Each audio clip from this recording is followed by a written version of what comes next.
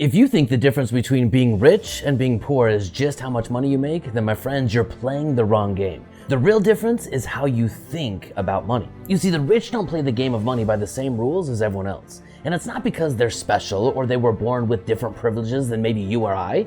It's that they have learned that money is a game.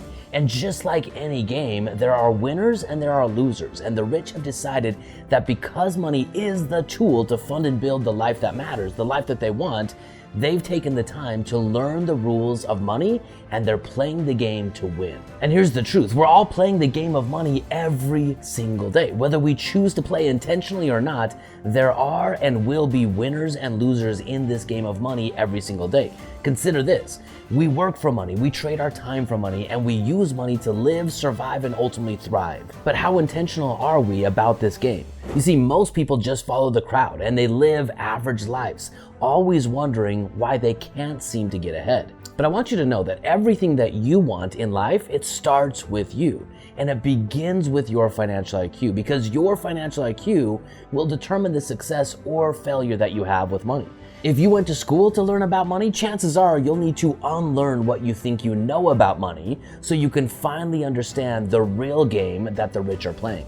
Schools do not teach the truth about money. They teach you a system that will fundamentally keep you trapped for your entire life. But here's one of the fundamental truths that the rich know. They don't work for money. They make money work for them.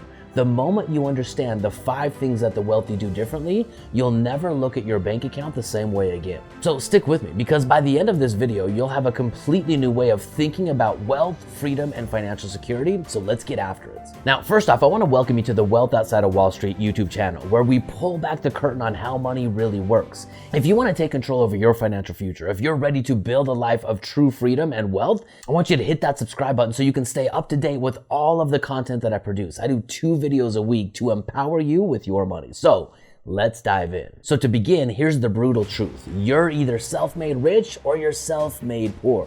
Those are your 2 options. And which path you're going to be on depends on one fundamental thing. It depends on whether you are the income producing asset inside of your economy or if you own income producing assets inside of your economy.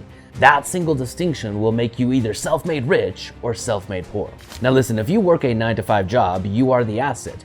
Your employer profits from your time and your labor while you collect a paycheck. But the wealthy, they do it the exact opposite. Rather than continually trading more time for more money, they start to take the money that they have and they buy assets that work for them. They don't trade their time for money perpetually into the future. They invest in things that generate real cash flow independent of their time. I want you to think about real estate, businesses, sometimes dividend-paying stocks and royalties. You name it. Their number one focus is to acquire assets that make money for them while they sleep. This is why Warren Buffett said, if you don't learn how to make money while you sleep, my friends, you're gonna work until the day that you die. Almost every self-made millionaire that I know started off though with very little money. But at some point along their pathway, they realized that they were the asset. They worked hard to create value, and at some point they understood that the money that they earned was both a receipt for the value that they created and a ticket to buy their financial freedom. So with the money that they had, however big or little, they started investing in assets that produced more income.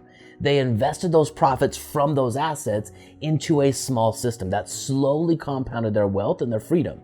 It's like rolling a snowball down a hill. Their wealth grew bigger and bigger and gained more momentum every time they reinvested. They would work, they would create value, they would put money into the system acquiring more assets, then they would take the profits of those assets and roll it into the very same system until they gained enough momentum to truly become financially free.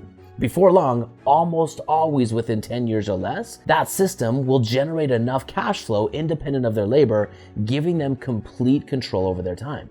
This is what the wealthy do differently. They work to buy assets, they let their assets buy more assets, and they build a system that compounds perpetually. And here's a big mindset shift that the rich step into. They start to think about, with all the things that they want to have in their life, whether it's a car, a vacation, or a home, they start to think about how much cash flow would my assets have to produce use to pay for that thing rather than me working harder to pay for that very same thing. Rather than asking, can I afford this in my monthly budget, the rich ask, what asset can I buy that will pay for the things that I want? So I want you to consider that same mindset in your own life. If you want to buy a new car, most people just spend their savings. The rich, they just go out and they buy assets that generate enough cash flow to cover their car payment. This allows them to live the life that they want and let their assets pay for that life rather than them trading more time to drive the car. And because they own the assets, as soon as they're ready to do something different, they can just shift the income from the asset to the thing that they want to accomplish. So ask yourself this, inside of your personal economy, are you working hard for money or is your money working hard for you? That's the first step. The second step is understanding the concept of debt. You see, most people think debt is bad because they've only been taught about bad debt, like credit cards or personal loans, or high interest debt that keeps them trapped for life. But the wealthy, they understand that debt is a double-edged sword. There's the bad side of the sword, like consumer debt, but there's also debt that they can use strategically. And to the rich, debt is an asset. Debt is something that they can strategically leverage to acquire assets where they're using other people's money via the form of debt to acquire the asset. Then the asset will produce income sufficient enough to pay off the debt for them and put profit in their pocket. This allows the wealthy to become wealthy with very little, if any, cash out of their own pocket. Let me give you an example of how it works. The rich, they would borrow money at a low interest rate to buy a cash flowing asset like real estate. Then their tenants, in the form of monthly rent, will start to pay off their asset for them, the debt for them. In addition to the money that's coming in to pay off the debt, there will be extra profit for the risk that the investor is taking. This, when done strategically, allows the rich to literally become rich in a fraction of the time. That's why every self-made millionaire that I know has achieved their millions usually in a period of 10 years or less. I want you to think about this. I own thousands of rental units. My tenants every single month pay millions of dollars in rent, which pays down my debt. It builds my wealth and it puts cash in my pocket. I get rich because of the system that I've set up. I use the money that I had to buy real assets that have real demand and create real value in our economy, and people seeing the opportunity come to live in those assets. They pay a monthly rent that's sufficient to meet all of my debt obligations, plus put additional profit in my bank account. This allows me in the beginning to use that additional profit along with my continued injection of capital to go buy more assets. And every single time I do this, my compound cash flow gets bigger and bigger and bigger until I'm financially free. Now, meanwhile, most people use debt that simply drains their income. They buy something that requires them to trade more time, earning more money to pay off the thing that they've already bought and consumed. The rich, they take on debt that grows their income instead.